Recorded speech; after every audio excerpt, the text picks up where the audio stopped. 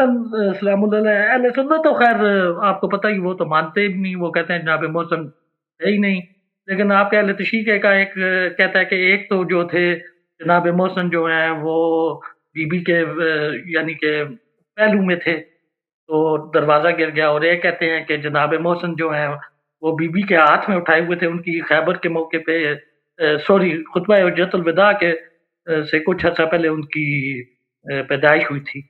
تو یہ کیا معاملہ ہے کہ واقعی یہ تھے نہیں تھے؟ بالکل بالکل سچ بالکل کیا ہے؟ بالکل بالکل سچ ہے، کیا سچ ہے؟ سچ ہے کہ تینوں میں ان کے رسول پاک صلی اللہ علیہ وسلم نے فرمایا تھا کہ ان کی بچی جو ہے جب ظالم ان کے گھر پہ حملہ کریں گے اس ضربت سے وہ شہید ہو جائیں گے، ان کا بچہ بھی اور یہ خود بھی شہید ہو جائیں گے۔ یہ متعدد احادیث میں ولادت موجود ہو گئی تھی، ہے، ولادت نہیں ولادت ہوئی ہو گئی تھی محسن کی؟ تھی، نہیں وہ ان کے بطن مبارک میں تھی وہ بچہ۔ جی ہاں۔ اچھا دوسرا یہ کہ آپ سے میں نے ایک تو وہ عبداللہ بن حسین والا بتا دیجیے گا، اور دوسرا یہ ہے کہ ہمیں پتہ ہے آپ سیاسی عرب کے سیاسی منظرنامے پہ آپ نظر رکھتے ہیں، اس پہ آپ کے کلپس بھی آتے ہیں، تو نیند مجھے آنی چاہیے 3 ہونے والے ہیں رات کے، آپ کو آ گیا۔ صحیح۔ ابھی آپ یہ بتائیں کہ آپ تو ماشاءاللہ عرب کی سیاست پہ گہری نظر آپ نے رکھی ہوئی ہے اور اپنی رائے بھی وقتاً فوقتاً آپ دیتے ہیں۔ یہ ایک تو یہ ایران کے کیا ہوا کہ اچانک اس سے پابندیاں بھی ختم ہوگی، اور دوسرا یہ بتائیں اب یہ اسرائیل اور جو فلسطین کی جنگ چل رہی ہے اس کا اینڈ کیا ہے؟ آپ کو کیا نظر آ رہا ہے؟ اب کیا ہونے جا رہا ہے؟ یہ 2 سوال ہیں بس۔ ایران پہ پابندیاں ختم ہو گئی ہیں؟ نہیں ختم ہوئی۔ آپ کب کی؟ نہیں سر سوشل میڈیا پہ تو چل رہا ہے۔ نہیں ایران پہ امریکہ کی جو پابندیاں اور مغرب کی پابندیاں میں نے تو کہیں نہیں سنا کہ وہ ختم ہو گئی ہیں، بالکل اپنی قوت کے ساتھ باقی ہیں۔ جو ٹرمپ صاحب نے جو پابندیاں جو لگائی تھیں وہ میرے خیال میں ابھی تک ہیں، ختم نہیں ہوئی ہیں، اور اس وجہ سے ایرانی قوم کو بہت ہی تکلیف ہے۔ ایران میں غربت بہت اعلیٰ حد تک پڑا ہے، اور اس کا اثر اتنا گورنمنٹ پہ پڑتا ہے کم، کیونکہ اس کا عوام پہ اس کا بوجھ بہت پڑتا ہے ان پابندیوں کی وجہ سے، اور ایرانی قوم کو اب ان کی مالی حالت بہت کمزور ہے۔ ایرانی پیسہ جو ہے نا سنہ 1979 میں جب ایرانی انقلاب ہوا ہے نا، اس وقت آپ چیک کریں پاکستان کا روپیہ اور ایرانی تومان ایک برابر تھے ڈالر کے مقابلے میں۔ 1979 میں 6 تومان یا 6 روپیہ $1 بنتا تھا اس زمانے میں۔ اب جو ہے کتنا روپیہ $1 بنتا ہے؟ اب تو پاکستان کا 150 روپیہ یا 200 روپیہ ایک نہیں 200 سے زیادہ 300 روپیہ سمجھے، 300 ایران کا سمجھے، چلے 300 کہہ دیں۔ ایران کا پتہ کتنا $1 بنتا ہے تومان؟ وہ تو لاکھوں میں چلا جاتا ہے، 55,000۔ دیکھیں کتنا فرق ہے۔ پاکستان حالانکہ پاکستان کے پاس تیل نہیں ہے، ایران کے پاس بہت تیل ہے، تیل کے پیداوار میں ایران ٹاپ کے کنٹریز میں ہے، اور ایران گیس کے پیداوار میں دنیا کا نمبر 1 کنٹری ہے۔ ایران کا جو گیس کے خزانے ہیں نا وہ دنیا میں ٹاپ پر ہے، رشیا کے بعد اور امریکہ کے بعد شاید ٹاپ پر ہے ایران۔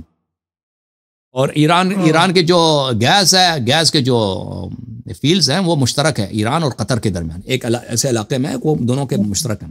قطر دیکھیں وہی اپنا جو ہے گیس نکالا ہے، قطر کہاں پہنچا ہے؟ قطر کی آپ دیکھیں اس کی اکانومی جو ہے وہ دنیا میں کسی سے کم نہیں ہے، یعنی قطر جو ہے امارات سے بھی آگے ہے، کویت سے بھی آگے ہے، سعودی عرب سے بھی آگے اپنے، اس وجہ سے کیونکہ وہی گیس جو دونوں کا پارٹنرشپ ہے۔ ایران اپنا گیس نہیں بیچ سکتا، قطر بیچ سکتا ہے، کیونکہ قطر پہ پابندی نہیں، ایران پہ پابندی ہے۔ تو یہ ہمارے مولویوں کی حماقت کی وجہ سے، آپ ملک کی جو ہے نا وہ ملک کی مینجمنٹ مولوی کو دیتے نا، کسی کو بگاڑنا نہ ہو تو اس کو مولوی کے ہاتھ سپورٹ کر دیں، کسی بھی چیز کو۔ صحیح کہہ رہا ہوں غلط کہہ رہا ہوں؟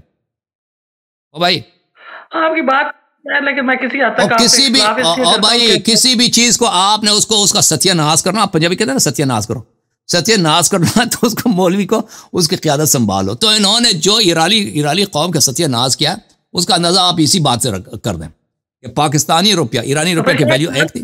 آپ سن لیں تو پابندیوں کا جہاں تک تعلق ہے وہ میں نے کہیں نہیں سنا کہ وہ اٹھ گیا، اور میں نیوز کو اتنا فالو نہیں کرتا کہ میرا کام یہ تو نہیں ہے کہ میں جو جیسے بہت سارے نا کہ آپ کے ٹی وی اینکرز ہیں وغیرہ، وہ سیاسی ان کا کام یہ ہوتا ہے انالیسس، پولیٹیکل نہیں، وہ بہت جانتے ہیں، لیکن جہاں تک اسرائیل اور فلسطین کی جو جنگ کا تعلق ہے، میں آپ کو اس کا نتیجہ بتاؤں گا. اس کا نتیجہ مجھے جو لگتا ہے کیا ہوگا. اسرائیل خوب کچومر نکال دے گا فلسطینیوں کا، یعنی کچومر نکال دے گا، یعنی خوب وہاں پہ خوب جو ہے فائر پاور کا استعمال کرے گا. اور ان کا اسرائیل کا ہمیشہ طریقہ کار یہ رہا ہے، 2007 میں حزب اللہ کے ساتھ بھی یہ رہا کہ عوام کو وہی کام جو مسلمان اسرائیل کے ساتھ کرتے ہیں نا، وہی کام مسلمانوں کے ساتھ کرتے ہیں. کیونکہ اسرائیل کو پتہ ہے کہ حزب اللہ جو ہے لبنان میں رہنا ہے ان لوگوں نے. اگر یہ ہم پہ حملہ کرتے ہیں، حزب اللہ نے اسرائیل پہ حملہ کیا تھا نا 2006-2007 کی بات ہے، 2-3 فوجی اٹھا کے لے کے گئے تھے، زیادہ نہیں 2-3. اب تو حماس 200-300 اسرائیلیوں کو اٹھا کے لے کے گئے ہیں اس دفعہ. اس دفعہ 2-3 قیدیوں کو لے کے گئے تھے اور 1-2 کو مارا تھا، 1-2 ٹینک کو ان لوگوں نے جلایا تھا. تو اسرائیل اگر آتا وہ حزب اللہ کو کلین کرنے کے لیے، یعنی وہ اس کو کیا کرنا پڑتا تھا، لبنان کے گاؤں اور بالخصوص بیروت کے ہر شیعہ محلوں میں گلی بگلی اس کو جنگ کرنا پڑتا تھا. اور وہ اسرائیل کے لیے ناممکن ہے. یعنی اسرائیل کے اپنے اتنے فوجی اس میں مارے جاتے ہیں کہ پھر وہ اسرائیل کو وہ فتح جو ہے وہ بہت باری ہوتا، یعنی فتح پھر بھی اس کے اتنے لوگ مرتے کہ پھر اسرائیل شاید خود نہ بچتا. تو اسرائیل نے کیا لبنان کی بمباری کی. وہ کیونکہ حزب اللہ کے پاس ایئر پلین تو نہیں ہے، یا جہاز تو نہیں ہے، اور ایئر ڈیفنس بھی نہیں ہے ان کے پاس. وہ حماس بھی یہی، حماس کے پاس نہ ایئر پلین ہے نہ ایئر ڈیفنس ہے. وہ آسانی سے آتے ہیں، یعنی ان کے سامنے کچھ بھی نہیں، ان کے جہاز آتے ہیں جتنے بم مرضی گرا دیں واپس چلے جاتے ہیں، خیر خیریت، ادھر واپس جا کے چائے پیتے ہیں. تو اسی طرح حزب اللہ کے ساتھ کیا، وہ نہتے عوام پہ اتنا بم مارتے ہیں، کیونکہ جب نہتے عوام کی قتل ہوتی ہے نا تو پریشر کس پہ آ جاتا ہے، حزب اللہ پہ آ جاتا ہے کہ آئندہ ایسا بکواس نہیں کرنا کہ آپ کی وجہ سے ہمارے لوگ قتل ہو گئے. ٹھیک ہے نا. دنیا کے ہر سیاسی لیڈر کو اپنے عوام کو منہ دکھانا ہوتا ہے، اور اپنے عوام میں وہ ایسا بوجھ نہیں ڈال سکتا جس میں اس کی اپنی پاپولیرٹی کم ہو جائے. اب حماس جو ہے نا، حماس نے کیا کیا، بہت ہی کامیاب انہوں نے ایک کارنامہ کیا. 7 اکتوبر کا جو کارنامہ تھا حماس کا، یہ وہ اس طرح کی اسرائیل کی تاریخ میں نہیں ہوا ہے. اس لحاظ سے فوجی لحاظ سے کامیاب ہے ان کا جو 7 اکتوبر کا کارنامہ ہے نا، کہ وہ گئے اسرائیل کے درمیان، اسرائیل کی کچھ چوکیوں پہ انہوں نے حملہ کیا، ان پہ قبضہ کیا ہے، فوجیوں کو مارا ہے، پھر وہ اسرائیل کے اندر گئے. میں نے تفصیل سے مجھے نہیں معلوم، جو مجھے جتنا آتا ہے میں آپ کو بتاتا ہوں. اسرائیل کے وہاں سے کچھ لوگوں کو، عوام کو بھی انہوں نے اٹھا لیا، رمال فوجیوں کو بھی رمال بنایا، اور کچھ لوگوں کو قتل کیا، واپس آ گئے. تو اس طرح اسرائیل کے جو سیکیورٹی اس طرح کبھی انفلٹریٹ نہیں ہوا تھا. اسرائیل اب جو ہے وہ ایک ایسا سبق سکھانا چاہتا ہے حماس کو. وہ کہتا ہے، دیکھ اسرائیل کا گول کیا کہتا ہے، ہم حماس کو یہاں سے کلین کر دیں گے. حماس کو کلین نہیں کریں گے، مجھے نہیں لگتا. کیوں؟ اس کی وجہ کیا ہے؟ کیونکہ حماس وہاں گلی گلی محلے محلے میں حماس ہے. ہر ایک آدمی حماس نہیں ہے، لیکن گلی گلے میں موجود ہیں. ہر ایک کو قتل کرنے کے لیے کیا ہوگا، ان کو گھر گھر جانا ہوگا. اور یہ اسرائیل یہ کام کبھی نہیں کر سکتا. کیوں نہیں کر سکتا؟ کہ اسرائیلی کیجولٹی برداشت نہیں کر سکتے. اسرائیل کے لیے بہت مشکل ہے کہ ان کے فوجی قتل ہو جائیں. مسلمان آپس میں لڑتے ہیں نا، 10,000 20,000 ان کی فوج. ایران عراق کا جب جنگ ہوتا تھا نا، کبھی 1,000 کبھی 2,000، ایک دن میں 5,000 آدمی مر، ان کو پرواہ نہیں ہے. ہماری ملکوں کے کو پرواہ ہے بھائی کہ ہمارے کتنے جوان مرتے ہیں. مسلمان ملکوں کو کوئی پرواہ نہیں ہے. ایران عراق جنگ میں کبھی ایک دن میں 10,000 لوگ مرتے تھے، ایک دن میں 10,000 قیدی ہو جائے، ان کو پرواہ نہیں ہوتا تھا بھائی. کوئی چائے پی رہے ہیں، لیڈر جو ہے ادھر بیٹھے ہیں، ان کو پرواہ نہیں. لیکن اسرائیل اس طرح نہیں ہے. اسرائیل برداشت نہیں کر سکتا کہ ان کے جوان مارے جائیں، ان کے فوجی مارے جائیں.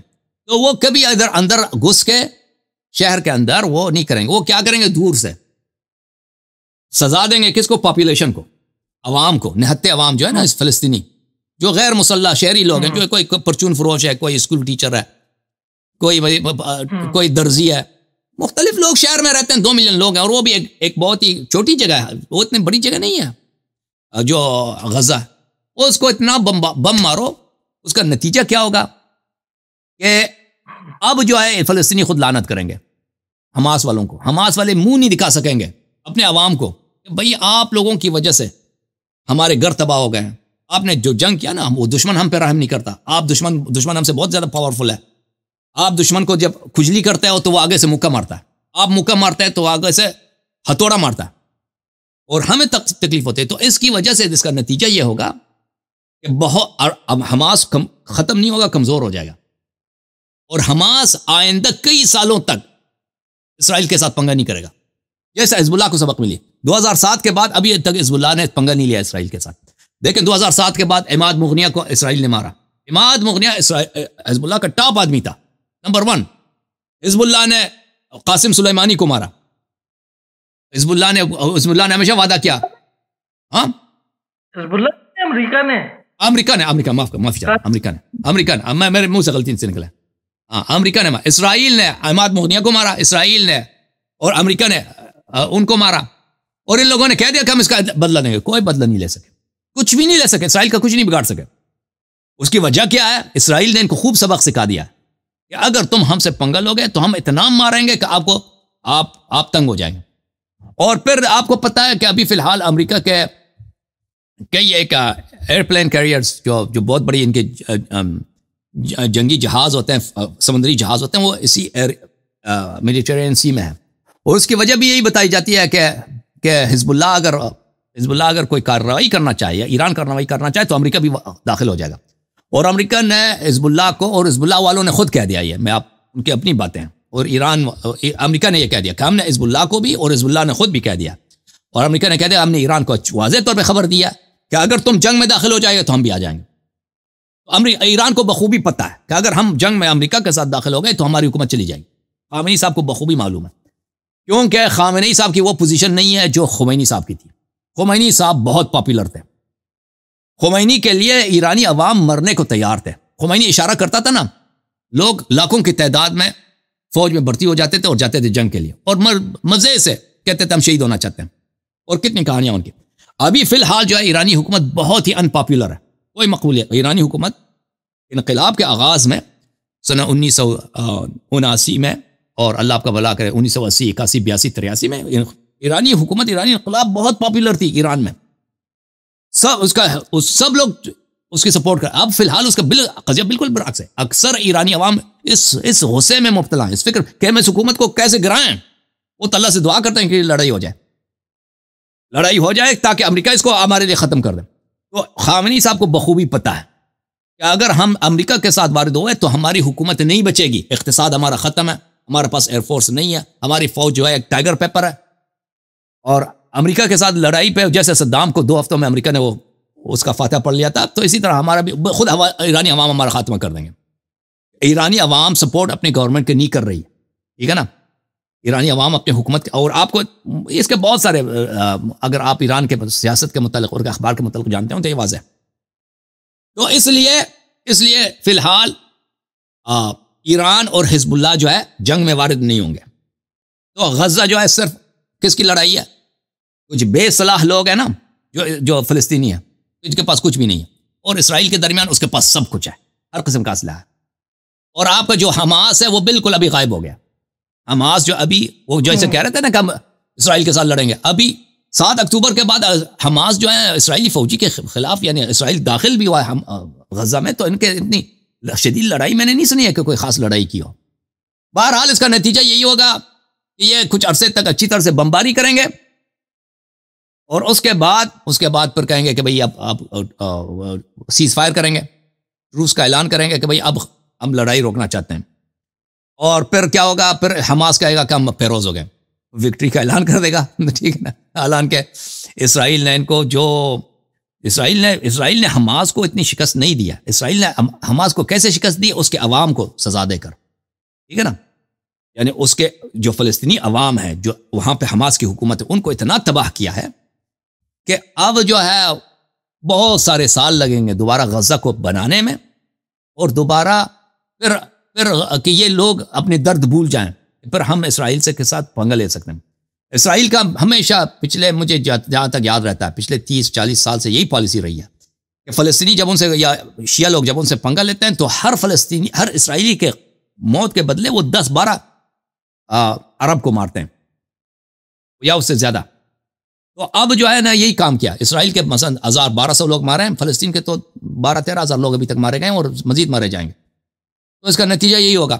اور دوسرے جو عرب ممالک ہیں وہ تماشائی ہیں، ان کا دل اسرائیل کے ساتھ ہے، زبان عمل میں وہ اسرائیل کے ساتھ ہیں، دل میں اسرائیل کے ساتھ ہے، زبان میں وہ فلسطینی عوام کی کہیں گے کہ ہم حمایت کر رہے ہیں. حکومت پاکستان بھی یہی ہے، دوسرے مسلمان، ترکی وغیرہ سب اسرائیل کے ساتھ ہیں عمل میں، ترکی یہ اردوغان تقریر کرتا ہے اسرائیل کے خلاف، لیکن اس کے جو سفارتی تعلقات ہیں، تجارتی تعلقات ہیں، اعلیٰ سطح تک اسرائیل کے ساتھ ہیں، وہ اپنے عوام کو بیوقوف، مسلمانوں کو بیوقوف بنانے کے لیے یہ کرتا ہے۔ تو اس کا نتیجہ کیا ہوگا؟